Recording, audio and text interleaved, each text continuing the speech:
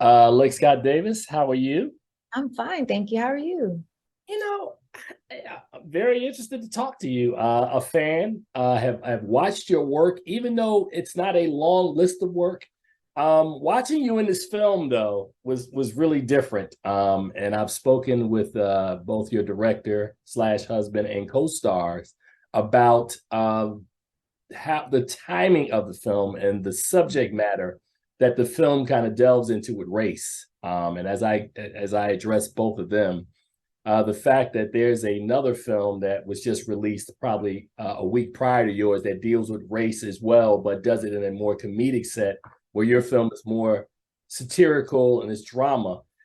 First of all, how do you feel as an artist with your responsibility of telling these types of stories and the timing of your film because of the subject matter involved in the story, as well as we continue to see a pattern of these things happen in real life?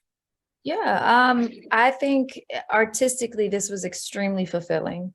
Probably the most fulfilling character and role I've been fortunate enough to be part of. Um, it, it's timeless, I'll say. I think it was relevant when he wrote the film many, many years ago, and I feel like it is relevant today as much as it will be in a few years from now. I think it'll that unfortunately will never go away. But I think we as artists, it can be risky business at times, taking on certain subjects and portraying certain types of people. But I think that's the beauty of it. I think that is the purpose of art. I think art saves a lot of us, and this just happens to be our form of it, a form of expression and form of activism through our storytelling. And it's uniquely and extremely well written. The type of conversations we watch these people have as it pertains to the subject matter. And I think it'll allow people to find a little bit of themselves in every person they watch on screen. I think something in each of the characters represent a belief or a point of view from just about everybody, Right. including Officer Brian. And I think that was strategically done and in a very highly intelligent way.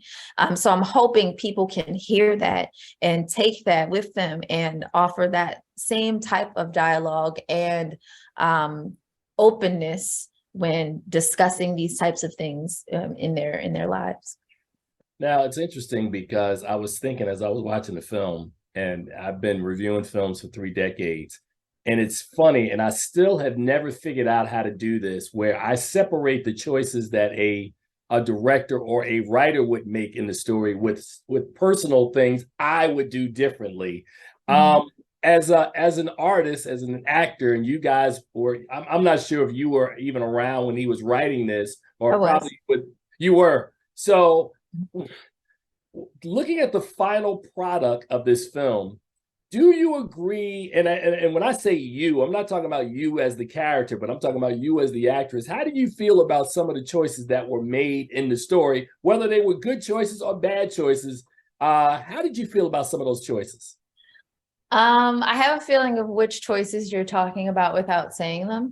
Um, and I, the thing is, I appreciate for most with sticking with his gun, with staying true to the choice that he wanted to make for these characters.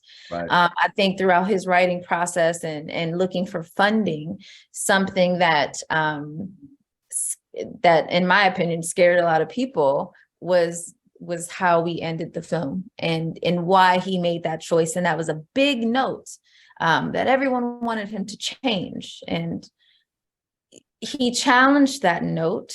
And what you see as an end result is the challenge of that note and keeping it exactly how he envisioned it, because the truth is the discomfort that happens by the end of the film for certain people is the discomfort a lot of us feel on a day-to-day basis when injustices are happening and continue to happen to Black and brown people. And how in the film, a lot of the notes were, that's not fair. It doesn't make sense. Why would he end it the way that he ended it? And it's Mo's point is it doesn't make sense why Black and brown lives are ending the way that they're ending either. Now, does it? And that's the conversation too. It never makes sense. It's always uncomfortable. It's always unfair. And there isn't a reason, a justifiable reason at that. So that's part of the bigger conversation. And I think he did an exceptional job at just sticking to his story and the way he captured it as well. And I think the choice to end the very end of the story, ending with a new life, speaks volumes as well. When we end on a newborn baby, and what that says for the fate of our future and our loved ones and our young, and how we can set them up to win. Well, Lex, we never have enough time, and it feels like our time is much short right now. I want to thank you for the time, continued success, and I look forward to having another conversation with you in the very near future. Absolutely, Tim. Thank you so much.